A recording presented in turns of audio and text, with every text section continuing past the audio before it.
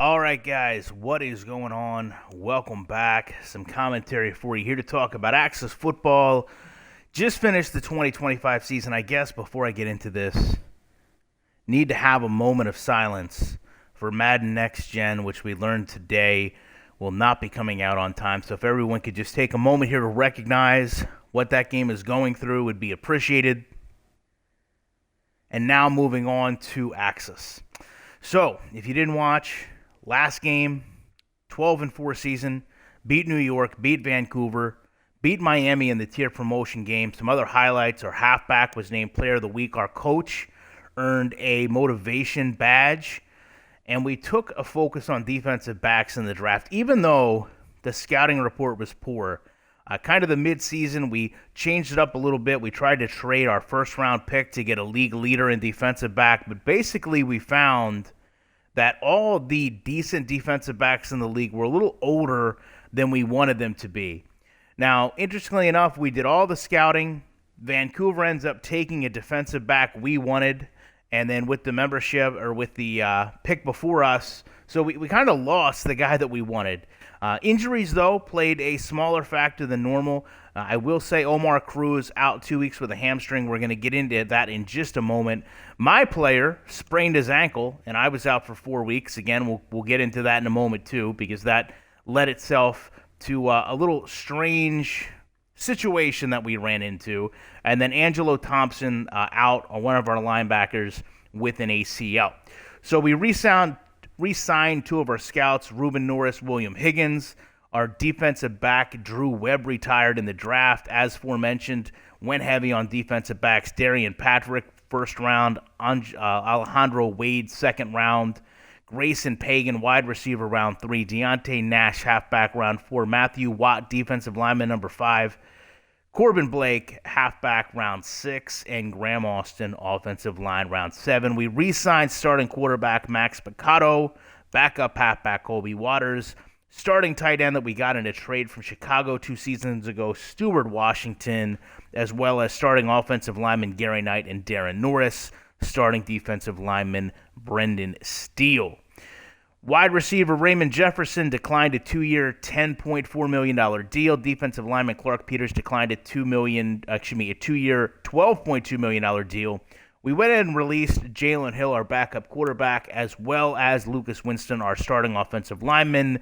We upgraded our weight room. We upgraded our general seating. We upgraded our bathrooms, which was just about $10 million. But we've been making pretty good money. Now, as far as free agency, made a big signing. The defensive back we couldn't get in the draft. We went out and got a safety, Jalen Roy, 6'5", 194-pound safety, 4-year, $17 million. Offensive lineman Drew Reyes, 4-year, $3.8 million deal. And, we really got to think about a couple things here. First thing, take a look at the financials. Spent a little bit more than we had in the past, made slightly more than we did, spent a little bit more on facilities. But something really has kind of bothered me the past couple days since I haven't been playing this game, and it's the fact that we had a first-round draft pick in Nicholas Ritchie, and Nicholas Ritchie has been pretty much a bust for us. So not only did I have to demote myself because we signed Jalen Roy here, but I've thought to myself, Nicholas Ritchie's probably on a bit of a short leash, if you will. We've got to make sure that we at least get something of value here. So I think I'm going to try to consider a trade for him. We're going to talk about trading him, but I also want to bring up, and I mentioned earlier, offensive lineman here, Omar Cruz. We drafted Omar Cruz 4th round in the first season, and he's never played a full season since. So 25 years old, 6'3", decent lineman, but, he's just not staying healthy. So we're going to give Omar Cruz the season. If he gets hurt again, we're either going to have to look to release him or look to trade him. As far as the trades are concerned, I went ahead and I kind of sifted through the league. I think what we're going to do is go over and take a look at Cincinnati. Cincinnati has a decent a decent defensive back. So we're going to take a look at Larry Klein. This would probably give us the best secondary in the league.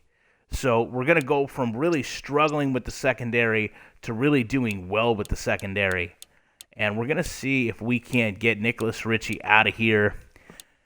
Stinks to lose a first-round draft pick, but we're going to try to pair him up with a third and a fourth rounder and see if that's not going to be enough to get the trade. We are going to lose a little bit of money, and they're not going to go for it. Let's give them a second rounder instead. See if a second and third rounder is enough, and it's not. Okay, let's give them the first rounder, but that's it. So first rounder, basically 2 first rounders for an A+ overall defensive back. They're not going to go for it. So all right, well, we tried that. So let's try. Let's take a look at the scouting here. Buy the scouting report, which we've been buying every year.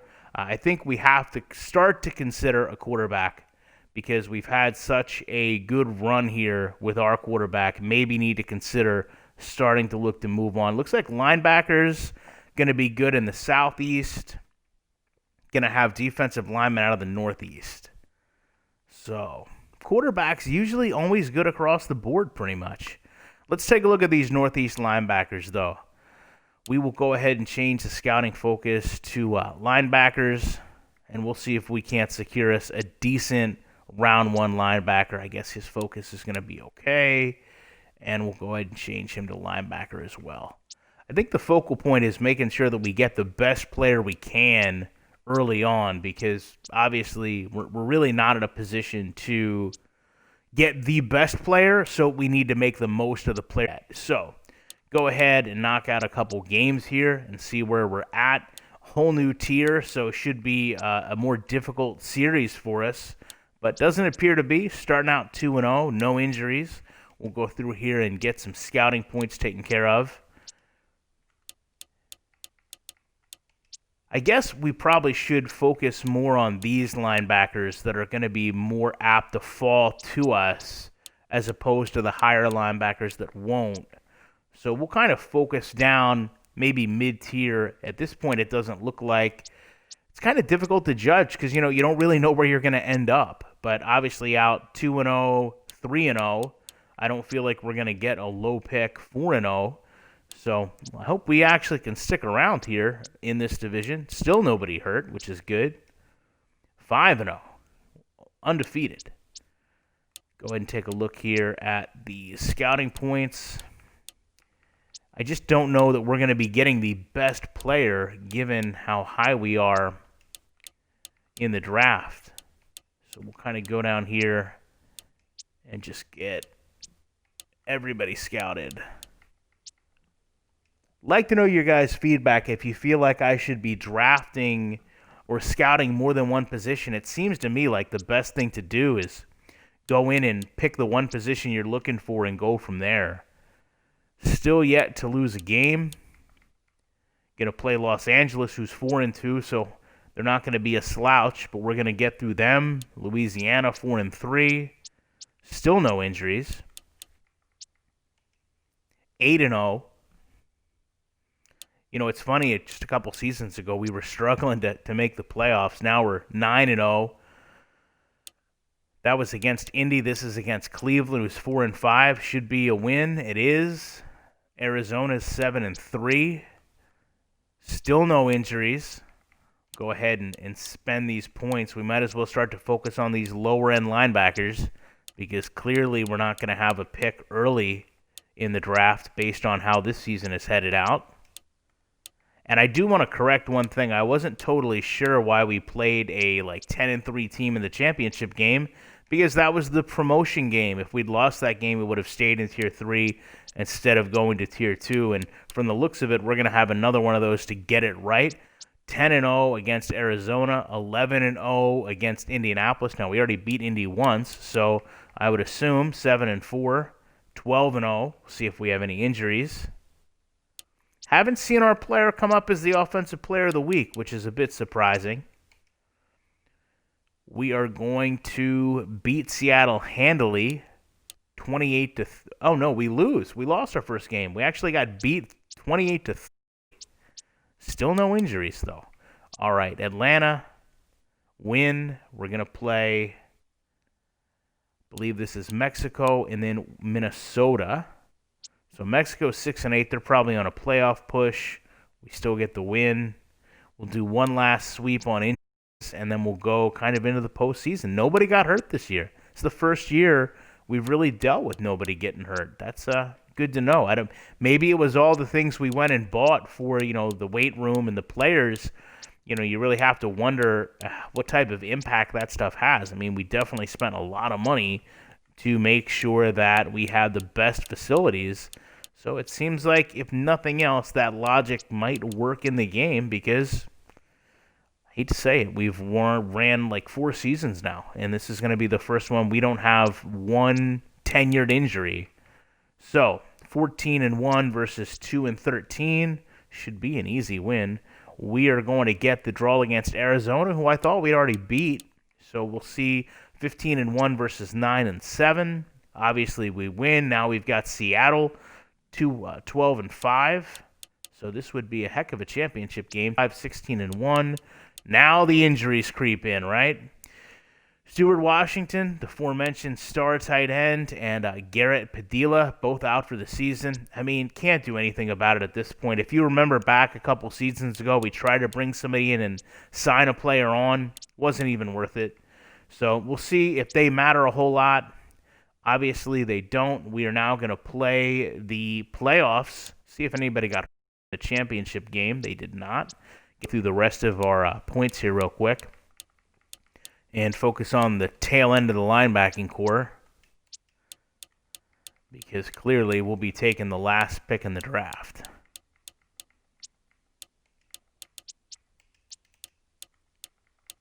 And just work our way down here, and hopefully one of these guys can become a diamond in the rough, because we're going to need one. So that's all the scouting points that we have for this season. And now let's go ahead and see if we actually go forward into Tier 1. Kind of hope we don't. 17-1, 3-13. We are going to be the tier... Oh, look at that. We unlocked an achievement.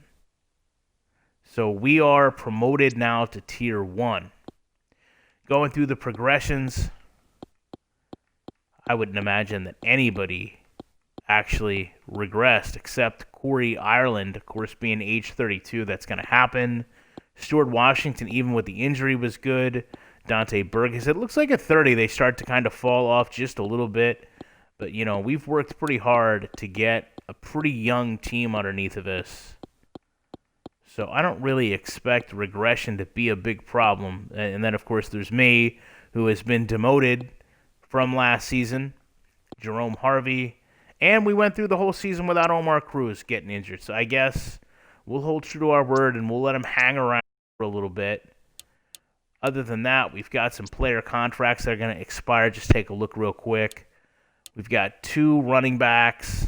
Probably would be a good idea if I kept track here. So we got 2 running backs that are going to expire.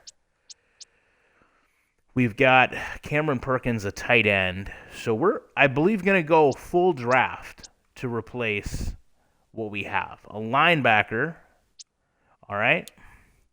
2 defensive backs. We're going to have to keep them both, though. I don't think it's time to be letting go of defensive backs with what we've built. And a punter. So maybe we'll draft the 1 defensive back. So we're going to go running back, just to double check, tight end. We're going to draft a linebacker. Then we got a punter. All right. And a linebacker, of course, since we've done all that. So we should be set to go on that. We'll go ahead into take a look at what we have from as far as linebackers are concerned. Skip to my pick. Let's take a look at these linebackers. Got 1 on the board. Got a couple on the board. So that's not too bad. I think we can maybe get out of here with at least 2 players that we scouted. We only really have 1 on the board that's a B. It's Morgan Silva. I think we got to go with the B player at this point. And now we can maybe work down a little bit if there's other positions of need. So C+ at linebacker. Let's see where running backs are. There's a B running back. There's a C+ tight end. And punters are usually a dime a dozen, so I'm not too worried about it. We don't punt the ball a whole lot, clearly. So I'm going to go with Ashton Frazier as our running back pick in round 2. That'll give us a little bit of depth. We'll go back and see if we have any of these scouted linebackers here. We do. So it looks like everybody here is pretty much a C on speed. The difference seems to be the hit power, the agility. I hate to waste all those points and then only end up with one. So let's get Gavin Ridley in here. So now we need to look at a tight end next. Take a look at what we have here. See if there's any fast tight ends. Elliott Jefferson. Don't believe he was on the first list. So we will go ahead and go with Rudy Reese. Like, how can you not draft if it's football, you got to draft a Rudy. This B-plus punter is still there. I know some guys will be like, why you draft a punter in the 5th round? Well, because he's a B-plus and he's sitting there, and I don't want to waste it. Don't need to get a poor punter out of it. And I guess we'll just wrap things up here. Are there any fast linebackers out here that we scouted? Not necessarily. Let's take a look at Kenny Kane or Tyson Fernandez. Difference being the awareness and the speed. I think we're going to go with Kenny Kane because he is a little faster. And then we should have one more pick here. Everybody C pluses. Look at that. Tyson Fernandez is still hanging around. How can we not pull the trigger on Tyson? There we go. End of this draft. B's, C pluses, C's. I thought our punter was a B. There he is. Our punter's a B. So, all right. Not the best draft we could have had, but as far as, players that we needed to replace, feel like we did all right. Definitely brought in some young talent, too, when you look at the actual linebacking core. So going through here, we are going to go ahead and unfortunately, even though Clayton McKinney has been decent to us, let's take a look at contracts. Maybe we'll look at giving one of them a contract. It's a 31-year-old halfback, man. Tiki Barber, Frank Gore, a lot of times they just don't make it.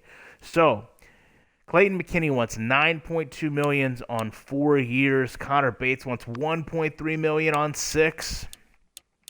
Take a look at where we are, man. We got a truckload of C when it comes to running backs. I think it's time to show Connor the door, and I think it's also time to show Clayton the door. Though Clayton's been a great player for us, it's hard in this game when it's not real players to become emotionally attached, but I feel like this is kind of like our Frank Gore. But it's been a good run. We're going to let him go on to other pastures, and we're going to go ahead and pick up $240,000 a year. Ashton is our guy now as far as a backup player. We've got Cameron Perkins and Rudy Reese. Let's see. He wants $2.4 million. That's a lot of money, Cameron Perkins, especially when we got Stuart Washington, who's advanced up to an A. Stuart's been not a slouch for us. I think we're going to go ahead and let Cameron walk.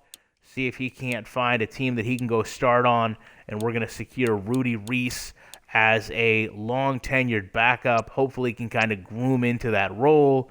Obviously, if you guys haven't been paying attention, man, we got these hoes on the defensive line, and what can I tell you? They're just doing fantastic. Look at the influx of young linebackers. So Clayton Vaughn is not one of them. Clayton Vaughn is a B. Clayton Vaughn wants he wants $7 million for 5 years. Morgan Silva wants 1.4 for 4. I think we can go ahead and let Clayton go. Although he has been our starting linebacker for at least 3 seasons, and we are going to give either a direct replacement or at least know Morgan Silva is here as a backup. If not a starter, we're going to go ahead and sign Galvin Ridley, Kane, and Tyson. If you're an MMA guy, you got a Kane. If you're a boxing guy, you got a Tyson. What's not to like about those two names going out there to lay hits? And then our big punter coming up, Jonathan Sharp and Fernando Black both need contracts. $5.1 million for 5 years on a B. $12.9 million. Fernando Black, buddy, why would you do this to us? You can't do us like this. We're going to do what we always do, though. If you guys have followed the series, you know we always give these guys a chance to hang around. Fernando Black, we're going to offer you a little bit less money. We're going to give you an $11 million deal for 3 years. With our $304 million New York Yankees salary, we're going to give you one opportunity to continue to be a Paladin. If not, this is going to be your walking paper, Mr. Black. All right, buddy, you have a good one. See you later on. That is not the Paladin way. Jonathan Sharp, $5.3 million for 4 years. How about just a little bit of a pay cut for us? Beautiful. That's good negotiating. Now, punter, Wayne Carson, $3.9 million for 5 years. Carson Hunt. We go from Wayne Carson to Carson Hunt. Literally, Carson Hunt is hunting Carson's job at punter, and he wants significantly less. Wayne, it's been nice having you kick balls for us. We don't really need your services anymore. We don't plan on kicking balls unless they're going through for extra points. Carson Hunt, will you be our punter? No. He just saw how we treat punters. He was like, listen, I just saw what you did to the guy that's been here, and I'm not willing to be a part of that unless you pay me a little more. So give him a little bit more, make him happy. And it is off the land of free agency where, honestly, I don't even feel like we need to worry about players because we have such a farm system over here of getting young talent in the door and then getting them on the field. Our backup squad could go out and beat some of these teams. We're going to move, I guess, Graham Austin has to be the guy that moves up, right? Yep, Graham Austin will send him up to the active roster, and then we'll go ahead, and honestly, we will take a look at free agency just in case there's some diamonds in the rough. You never know. So, one thing I'm going to remember, I never do, look at the coaching staff. We have 7 coaches that need to be signed. Good night. So, all right. I don't even think it's a question. We don't even have to shop defensive coordinator. Let's pay the man and lock him up. He's got a couple badges now. Let's take a look at our position coaches. He's a backs expert. Requires running back coach. Let me just see. Let's see just to make sure there's no badges out here that would be more beneficial to us. So this is a locker room hero, which we already have, and a defensive guru. I mean, nothing really out there that's going to be an improvement. Now, Jalen Wartburg is a guy we signed our second season. Doesn't have any badges. He's a scout. So we'll just see. Do scouts get badges? I don't know that they do. Locker room hero, defensive guru. That's all that's out here. I don't know that it matters, but we're about to find out. What if we had, let me check and make sure there's no position coaches that need filled, because I feel like there are, before we take one with a badge. Davon Mack, he's our receivers coach. He has no badges. Is there any receiving? It's the same coaches that are in free agency every time. So you've got locker room hero or defensive guru. Who's the best offensively here? Lee Blair. Lee Blair. And, I mean, we're down into the B's before we get to the badges. So I'm going to go with... Part of me likes Lee Blair, but, man, the guy hasn't coached a whole lot. How do you go your whole career and just bat 500? That's not what the type of talent we need either. This is more like it. This is a winner here. Rogerello Santiago knows. They got to vary these a little bit. There's another guy that went 500 on some craziness. Trenton Wood. We're going to go with you, Santiago. It's going to be a new coach on board. And now we've got an offensive line coach. Maybe this is where we want to get that locker room hero, or maybe this is where we want to get... Yeah, I think this is where we want the locker room hero, but offensively, he's not that good. But it's just like untested coaches out here. Trenton Wood is just over 500. Now we're down into the B's. I think we're going to go with Trenton Wood. And then now we've probably filled all our positions except our linebackers coach. Linebackers and defensive backs coach. So I guess this is it. If we're getting the badges, we've got to go now. Hire new coach. All right, let's take a look at how these coaches were defensively. Defensive guru. I feel like we at least have to sign him, even though he's a B+ on defense. So let's take a look. Defensive backs coach versus the linebacker coach. He's already got a badge. So that makes it easy. We're going to go out here. We're going to hire a new coach.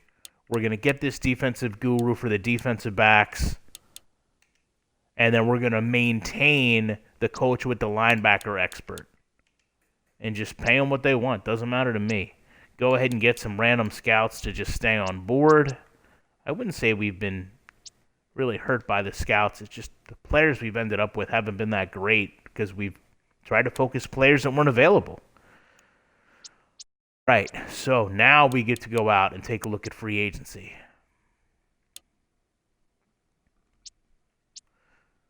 So we'll see who is available. At quarterback, nobody really. At running back, nobody really. At wide receiver, absolutely nobody. At tight end, I mean, everybody out here is just average except Elias Sandoval, 31-year-old linebacker. 31-year-old linebacker. I can't imagine that we're anywhere near that old on linebackers, but we'll take a look. 24, 28, 25. No, we can't do that. Can't do that. So let's take a look at where we are. I will say one thing that really surprises me. If you guys have followed along, we traded for Samuel Luttrell. We thought he was going to be a star defensive player. And although Wade Wise has went on to do really good things, actually, if we look, believe we traded him to Chicago, perhaps? Where did we trade Wade Wise? Dallas.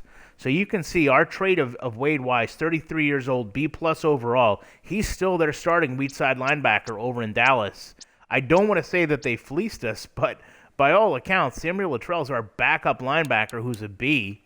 I mean, granted, he is a little younger, but at the same time, you know, we've been able to bring guys in that have been better than he is. So not sure where we go with some of those players.